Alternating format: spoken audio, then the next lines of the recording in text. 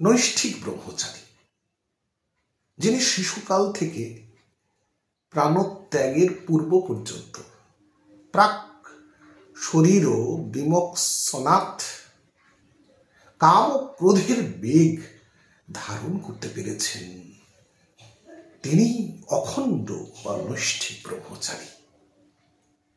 অর্থাৎ জ্ঞানের উন্মেষ থেকে যিনি দেহ মন প্রাণ আত্মায় সর্বতোভাবে বীর্য ধারণ করে এসেছেন, একমাত্র স্বপ্নদোষ ব্যতীত যার কোনোদিন বীর্যক্ষয় ঘটেনি, এবং সাধন বলে স্বপ্নদোষ স্তিমিত ও স্তব্ধ হয়ে এসেছে, যিনি কল্পনায় ও নারী সঙ্গ করেন না, যিনি পরমেশ্বরের শ্রীচরণে সম্পূর্ণরূপে সমর্পিত, তিনি অখণ্ড বা নৈষ্ঠিক ব্রহ্মচারী।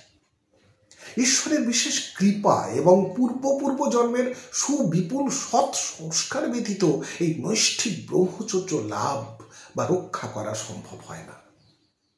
শুধু পুরুষকার দ্বারা খণ্ড ব্রহ্মচর্যের সাধনা করা যায়, কিন্তু অখণ্ড ব্রহ্মচর্যের সিদ্ধি লাভ শুধুমাত্র পুরুষকার বলে সম্ভব নয়। স্বামী স্বরূপানন্দ পরমহংসদেবের কথায় খণ্ডিত ব্রহ্মচর্য যদিও বা পুরুষকার সাধ্য, অখণ্ড ব্রহ্মচর্য পুরোপুরি পরমেশ্বরের কৃপা সাপেক্ষ।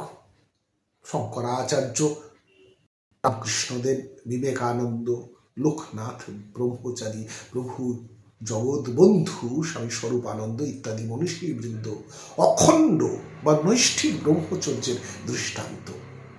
এদের ব্রহ্মচর্য ব্রত কোনোদিন খণ্ডিত হয়নি, ব্রহ্মচর্যে নিষ্ঠা এদের কোনোদিন শিথিল হয়নি, এজন্যে এদের নৈষ্ঠিক ব্রহ্মচারী বলে। ধন্যবাদ।